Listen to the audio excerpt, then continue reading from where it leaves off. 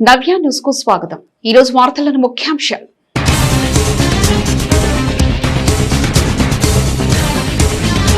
Cycling పర్యావరణ హితంతో పాటుగా మానసిక శారీరక రుగ్మతలను దూరం చేస్తుంది. ఫిట్ ఇండియా కార్యక్రమంలో భాగంగా సండే ఆన్ సైకిల్ ర్యాలీ జెండా ఊపి ప్రారంభించి ర్యాలీ పాల్గొన్న ఎస్పీ తుషార్ డూడి.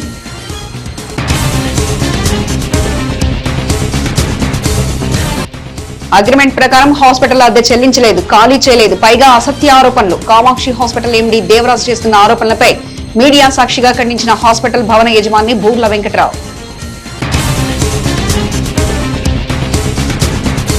జిల్లాలో బ్లాక్ బార్లీ, వైట్ బార్లీ పొగాకు పంట సాగును తాత్కాలికంగా ప్రభుత్వం నిషేధించింది. వ్యవసాయ, రెవెన్యూ, పోలీస్ శాఖల అధికారుల సమావేశంలో బాపట్ల జిల్లా కలెక్టర్ వెంకటమురళి. జిల్లా కేంద్రమైన బాపట్లలో ఫిట్ ఇండియా కార్యక్రమంలో భాగంగా పర్యావరణ పరిరక్షణ, వ్యక్తిగత ఆరోగ్యాన్ని మెరుగుపరచుకోవడం, కాలుష్య నివారణపై ప్రజల్లో చైతన్యం పెంపొందించేందుకు జిల్లా పోలీస్ శాఖ ఆధ్వర్యంలో సైకిల్ ర్యాలీ నిర్వహించారు. ఈ ర్యాలీని జిల్లా ఎస్పీ తుషార్ డూడి జెండా ఊపి ప్రారంభించి స్వయంగా పాల్గొన్నారు. సైక్లింగ్ ద్వారా పర్యావరణ హితంతో పాటు మానసిక ఒత్తిడిని నియంత్రించడంలో, శారీరక దృఢత్వాన్ని, వ్యక్తిగత ఆరోగ్యాన్ని పెంపొందించడంలో కీలక పాత్ర పోషిస్తుందని బాపట్ల జిల్లా ఎస్పీ తుషార్ డూడి అన్నారు. జిల్లా కేంద్రమైన బాపట్లలో ఫిట్ ఇండియా కార్యక్రమంలో భాగంగా పర్యావరణ పరిరక్షణ, వ్యక్తిగత ఆరోగ్యాన్ని మెరుగుపరచుకోవడం, కాలుష్య నివారణపై ప్రజల్లో చైతన్యం పెంపొందించేందుకు జిల్లా పోలీస్ శాఖ ఆధ్వర్యంలో సైకిల్ ర్యాలీ నిర్వహించారు. ఈ ర్యాలీని జిల్లా ఎస్పీ తుషార్ డూడి జెండా ఊపి ప్రారంభించి స్వయంగా పాల్గొన్నారు. బాపట్ల పట్టణంలోని జిల్లా పోలీస్ ప్రధాన కార్యాలయం నుంచి ప్రారంభమైన ఈ సైకిల్ ర్యాలీ కలెక్టర్ కార్యాలయం, చీలీ రోడ్, మున్సిపల్ కార్యాలయం, పాత బస్టాండ్, గడియార స్తంభం సెంటర్, అంబేద్కర్ విగ్రహం వరకు సాగి మళ్లీ జిల్లా పోలీస్ ప్రధాన కార్యాలయానికి చేరుకుంది. అనంతరం పోలీసు అధికారులు, సిబ్బంది యోగాసనాలు చేసి ఆరోగ్యాన్ని మెరుగుపరిచి కార్యక్రమాన్ని విజయవంతంగా ముగించారు. ఈ సందర్భంగా ఎస్పీ తుషార్ డూడి మాట్లాడుతూ రాష్ట్ర డీజీపీ హరీష్ గుప్తా ఆదేశాల మేరకు ఫిట్ ఇండియా భాగంగా సండేస్ ఆన్ సైకిల్ కార్యక్రమాన్ని బాపట్ల జిల్లా పోలీస్ ప్రధాన కార్యాలయం నుండి ఘనంగా ప్రారంభించామన్నారు. ప్రకృతితో స్నేహపూర్వకంగా ఉండే జీవనశైలి పట్ల ప్రజల్లో చైతన్యం కల్పించడమే ఈ కార్యక్రమం యొక్క ముఖ్య ఉద్దేశమని తెలిపారు. ప్రతిరోజు సైక్లింగ్ చేయడం వలన ఆరోగ్యానికి మేలు చేసేందుకు తోడ్పడుతుందని, పర్యావరణ రక్షించడంలో కూడా ఇది కీలక పాత్ర పోషిస్తుందన్నారు.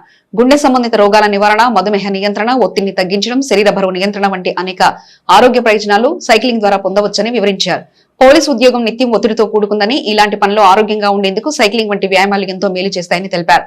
కార్యక్రమంలో AR DSP Vijayasarathi, Bapatla DSP Ramanjaneyulu, CCS DSP P Jagadish Nayak, reserve inspector Srikanth, special branch inspector Narayana, Bapatla town CI Rambabu, rural CI Srinivasa Rao, rural circle CI Harikrishna, police అధికారులు, సిబ్బంది పాల్గొన్నారు.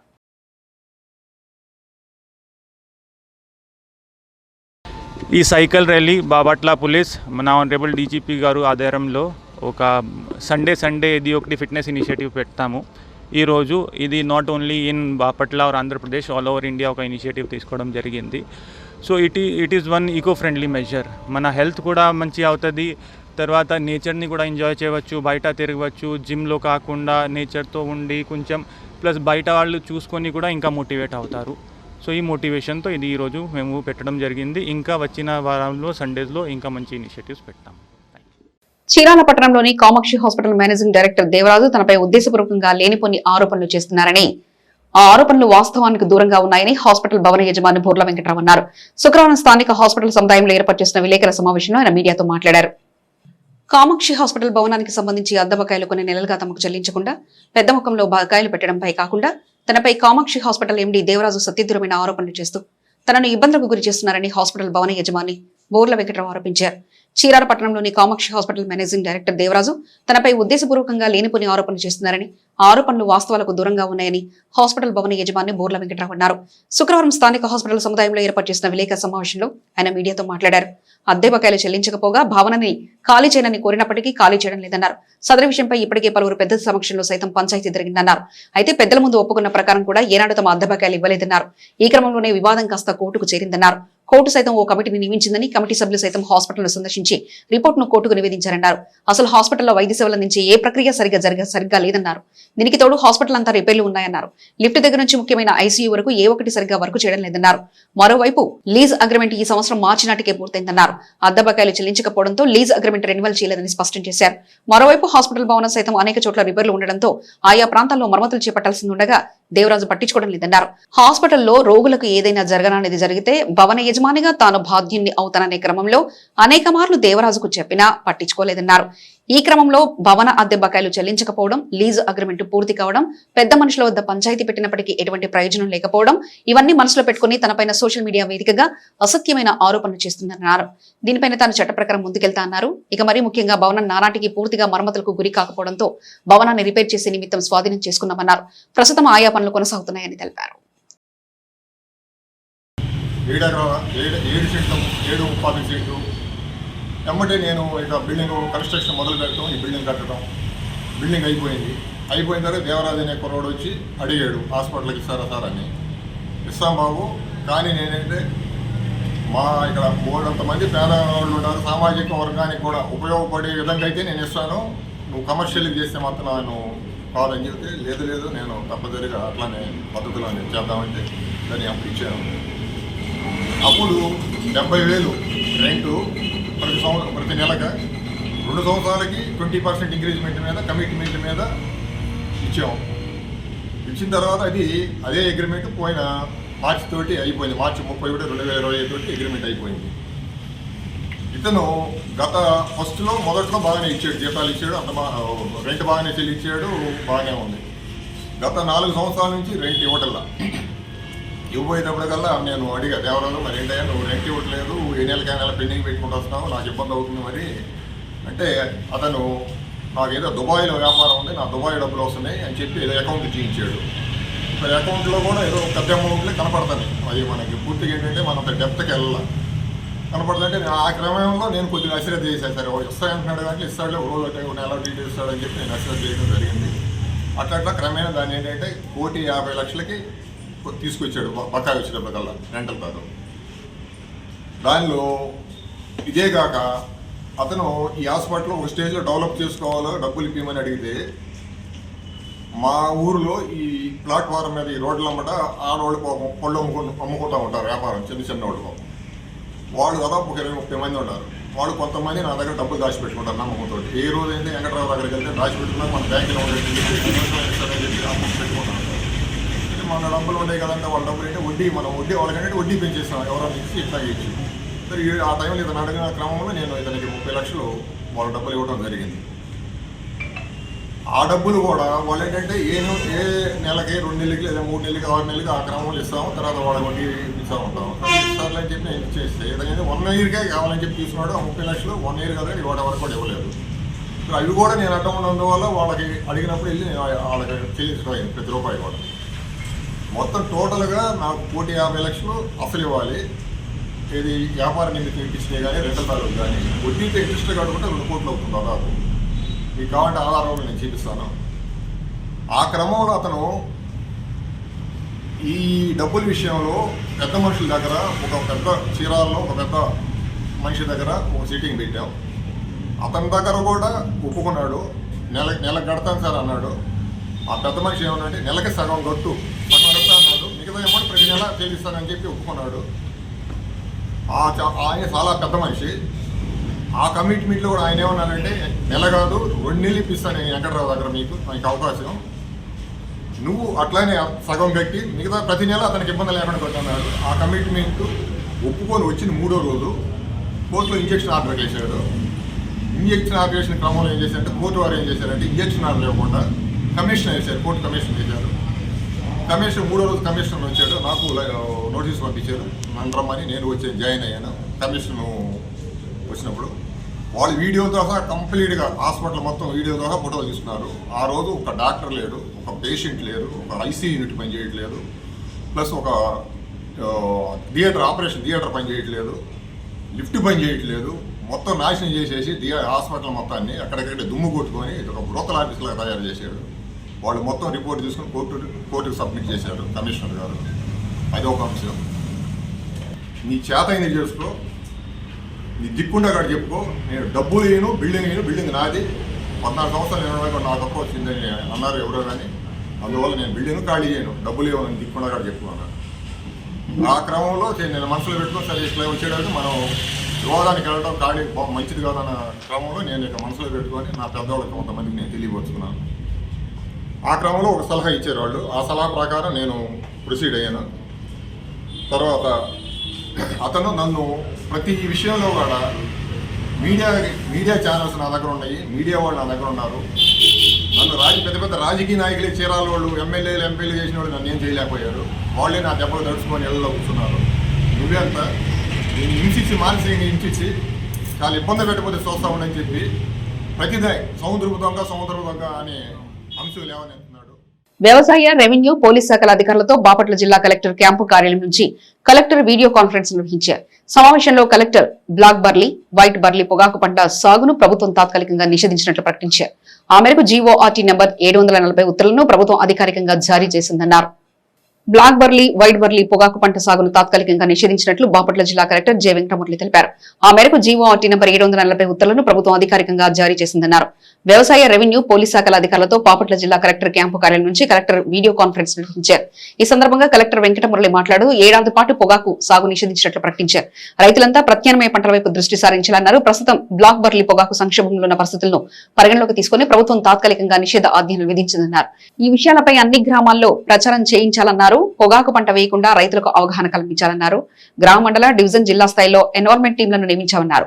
జిల్లా స్థాయి కమిటీలో జిల్లా కలెక్టర్, జిల్లా ఎస్పీ, సంయుక్త కలెక్టర్, వ్యవసాయ శాఖ అధికారి, వైద్య ఆరోగ్య శాఖ అధికారి పనిచేస్తారన్నారు. నియమించిన బృందాలు క్షేత్రస్థాయిలో నిరంతరం నిఘా ఉంచాలన్నారు. ఒక్క పొగాకు పంట వేయకుండా చర్యలు తీసుకోవాల్సిన బాధ్యత వ్యవసాయ శాఖ అధికారులు, ఎన్ఫోర్స్మెంట్ అధికారులపై ఉందన్నారు.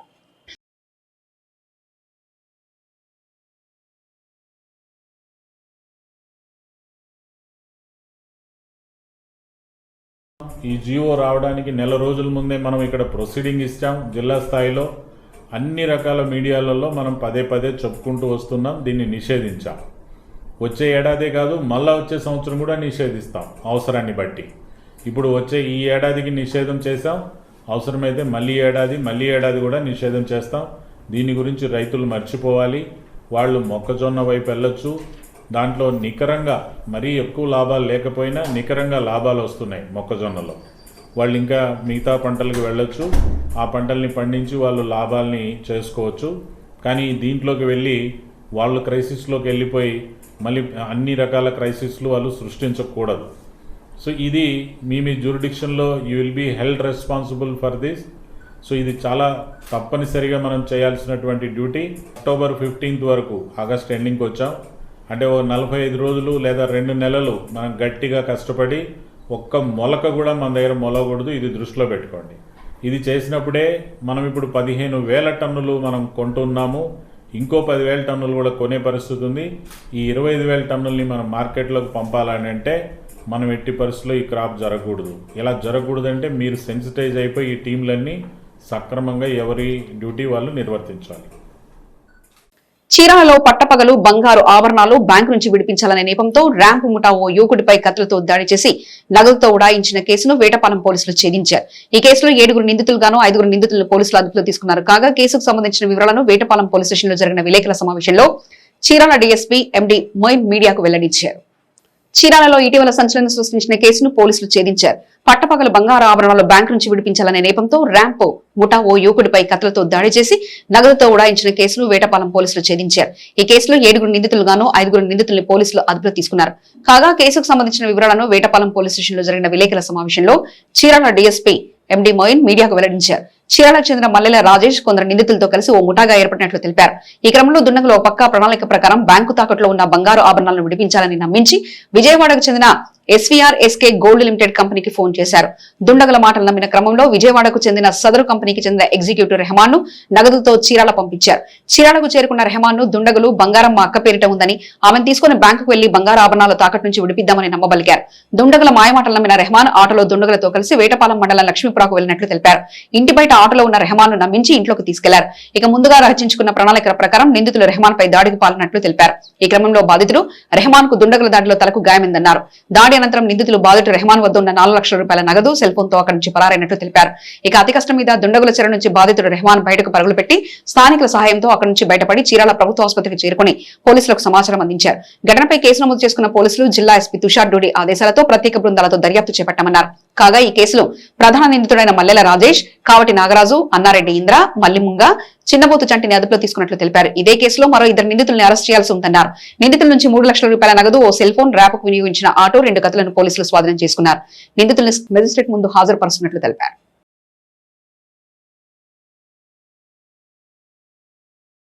ఈ నెల 20వ తేదీన వేటపాలెం పరిధిలోని లక్ష్మీపురం వద్ద ఒక అఫెన్స్ నేరం జరిగింది. ఇదేంటంటే తమ బంగారం తాకట్టులో ఉందని దాన్ని విడిపించమని చెప్పేసి అలాంటి వ్యాపారం చేసే విజయవాడకు చెందిన రెహమాన్ అనే అతన్ని పిలిపించుకొని అతనిని తమ దగ్గర బంగారం ఉంది, ఆ బంగారాన్ని మీరు విడిపించండి అని చెప్పేసి, ఆ బంగారం మీరు వస్తే ఆ బంగారం ఇస్తామని చెప్పేసి తమ ఇంటికి తీసుకువెళ్ళి మోసపూరితంగా అతన్ని బెదిరించి అతని మీద దౌర్జన్యం చేసి అతను బంగారం విడిపించడానికి తెచ్చిన 4 లక్షల రూపాయలని వాళ్ళు బలవంతంగా తీసుకోవడం జరిగింది. అట్లాగే అతను పారిపోయే క్రమంలో అతనికి గాయం కూడా కలగజేయడం జరిగింది. ఈ కేసు నమోదు చేసిన వెంటనే ప్రత్యేక పార్టీలు పెట్టి ఈ రోజు ఆ నేరానికి పాల్పడిన మల్లెల రాజేష్ మరియు అతని గ్యాంగ్ మెంబర్స్ ఒక 5గురిని మన వేటపాలెం ఎస్ఐ గారు వాళ్ళంతా అరెస్ట్ చేసి రిమాండ్కి పెడతా ఉన్నాము. ముఠాకి నేతృత్వం వహించిన మల్లెల రాజేష్ అనే అతని మీద చాలా కేసులు నమోదై ఉన్నాయి. వేటపాలెం పోలీస్ స్టేషన్ అతని మీద రౌడీ షీట్ కూడా ఓపెన్ చేయడం జరిగింది. ఇతని నేర ప్రవృత్తి మానుకోకుండా చేస్తున్నాడు కాబట్టి ఇతని మీద పీడీ యాక్ట్ కూడా మేము పెట్టడానికి సిద్ధమవుతా ఉన్నాము. అట్లాగే వాళ్ళ దగ్గర నుంచి 3 లక్షల రూపాయలు, తర్వాత ఆ బాధితుని యొక్క సెల్ ఫోను, బాధితుని మీద దాడికి ఉపయోగించిన కత్తుల్ని కూడా స్వాధీనం చేయడం జరిగింది. ఆటో కూడా స్వాధీనం చేయడం జరిగింది. వాళ్ళని ఆ రిమాండ్ నిమిత్తం కోర్టులో హాజరుపరుస్తారు. జిల్లా కేంద్రమైన బాపట్లలో జిల్లా కేంద్రాన్ని తరలిస్తున్నారనే ప్రచారం రాజకీయ రంగు పులుముకుంది. నిన్న ఈ ప్రచారాల వెనుక వైసీపీ నేతల ప్రమేయం ఉందన్న బాపట్ల ఎమ్మెల్యే నరేంద్ర వర్మ వ్యాఖ్యలను అదే రీతిలో బాపట్ల మాజీ ఎమ్మెల్యే కోన రఘుపతి కౌంటర్ ఇచ్చారు. జిల్లా కేంద్రమైన బాపట్లలో జిల్లా కేంద్రాన్ని తరలిస్తున్నారనే ప్రచారం రాజకీయ రంగు పులుముకుంది. నిన్న ఈ ప్రచారాల వెనుక వైసీపీ నేతల ప్రమేయం ఉందన్న బాపట్ల ఎమ్మెల్యే నరేంద్ర వర్మ వ్యాఖ్యలను అదే రీతిలో బాపట్ల మాజీ ఎమ్మెల్యే కోన రఘుపతి కౌంటర్ ఇచ్చారు. ఇప్పటివరకు చాప కింద నీరులా ఉన్న జిల్లా కేంద్ర మార్పు నినాదం రాజకీయ నేతల మాటల తూటాలతో జిల్లా వ్యాప్తంగా విస్తరిస్తుంది. ఇక నిన్నటి రోజున బాపట్ల ఎమ్మెల్యే నరేంద్ర వర్మ మీడియాతో మాట్లాడుతూ జిల్లా కేంద్రంగా ఉన్న బాపట్ల నుంచి జిల్లా కేంద్రం తరలి వెళ్తుందన్న ప్రచారంలో వాస్తవం లేదని, ఇలాంటి ఉదంతాలు కొందరు నేతలు పనికట్టుకుని ప్రచారం చేస్తున్నారని, జిల్లా కేంద్రం బాపట్ల నుంచి ఎట్టి పరిస్థితుల్లోనూ తరలి వెళ్లదని కుండబద్దలు కొట్టి మరీ చెప్పారు. ఇక స్థానిక ఎమ్మెల్యే నరేంద్ర వర్మకు బాపట్ల మాజీ ఎమ్మెల్యే కోన రఘుపతి అదే రీతిలో కౌంటర్ ఇచ్చారు. జిల్లాల పునర్విభజన పేరుతో తేనెతొట్టు లాంటి సున్నితమైన అంశాలను కదిలించింది కూటమి ప్రభుత్వం కాదా అన్నారు. అసలు బాపట్ల జిల్లా తెచ్చింది, పేరుతి పెట్టింది తమ ప్రభుత్వం అయితే అదే జిల్లాపై దుష్ప్రచారం చేయాల్సిన అవసరం ఏముందని ప్రశ్నించారు. అసలు ఇంతకీ జిల్లా కేంద్రం తరలింపు అనే అంశంపై నిన్న బాపట్ల ఎమ్మెల్యే నరేంద్ర వర్మ ఏమన్నారు, అందుకు ప్రతిగా మాజీ ఎమ్మెల్యే రఘుపతి ఏం కౌంటర్ ఇచ్చారో ఓసారి చూద్దాం.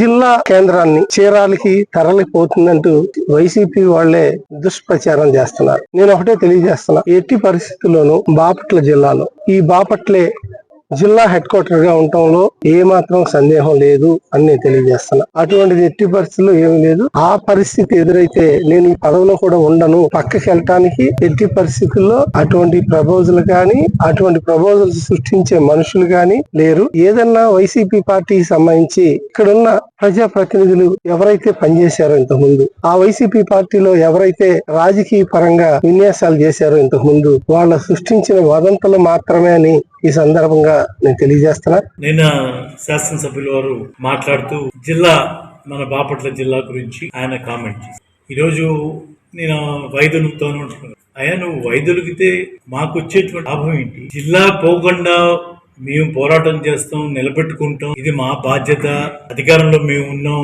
ఇది మీరు ఆందోళన చెందొద్దు అంతవరకు చెప్పడంలో తప్పులేదు. నేను తప్పుకుంటానంటే ఏంటి? జిల్లా పోయాక నువ్వు ఉంటే ఏంటి, పోతే ఏంటి? ఎవరికైనా ఫరక్ పడుతుందా? తెచ్చినటువంటి జిల్లా తెచ్చింది అన్ని కూడా వైసీపీ వాళ్ళైతే వైసీపీ వాళ్ళని అంటాం ఏంటి? వైసీపీ వాళ్ళకి ఏంటి సంబంధం? ఆ తేనె కదిలిచ్చింది తెలుగుదేశం పార్టీ, ఈ రోజు ఉన్నటువంటి కూటమి ప్రభుత్వం. ఏమో కారణాలు చెప్పి ఆ రోజు సరిగ్గా చేయలేదన్నారు, మేము ఇప్పుడు సరి చేస్తాం. ఆ రోజు ఏం సరిగ్గా చేయలేదు చెప్పాలి ఫస్ట్. ఇప్పుడు ఏం సరి చేస్తారో చెప్పు. కొన్ని చోట్ల ఇక్కడ మరి బాపట్లో జరుగుతూ ఉంటే నువ్వు కొన్ని చోట్ల ఉండదు కదా. ఒకసారి తేనె కదిలించిన తర్వాత ప్రతి జిల్లాలోనూ ప్రతి దగ్గర మళ్ళా మొదలైంది కదా. ఈ రోజు చీరాల్లో రౌండ్ టేబుల్ సమావేశాలు జరుగుతూ ఉన్నాయి. మరి అక్కడ ఆయన డాక్టర్ గారు ఒక ఆయన లీడ్ తీసుకొని, దేవరాజు గారు లీడ్ తీసుకొని ఏవో కౌంటర్ ఇస్తున్న స్టేట్మెంట్లు ఇస్తా ఉన్నారు. మేము కూడా చూసాం.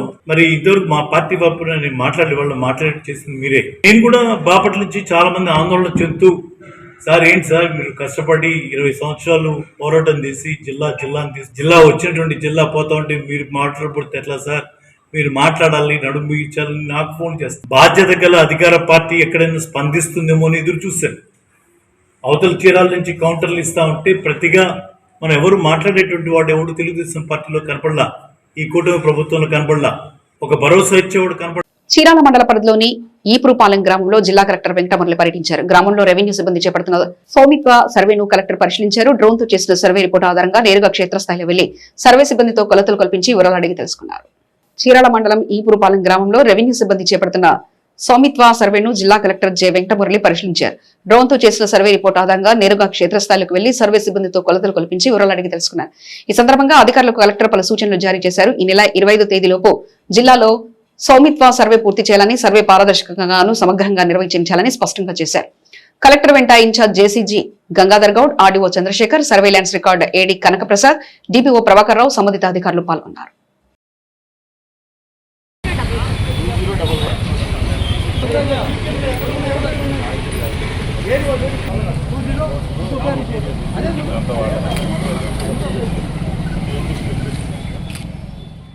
నవ్య న్యూస్ ముగించే ముందు ముఖ్యాంశాలు మరోసారి.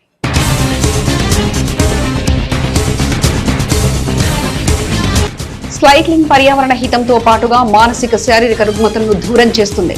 ఫిట్ ఇండియా కార్యక్రమంలో భాగంగా సండే ఆన్ సైకిల్ ర్యాలీ జెండా ఊపి ప్రారంభించి ర్యాలీ పాల్గొన్న ఎస్పీ తుషార్ డూడి.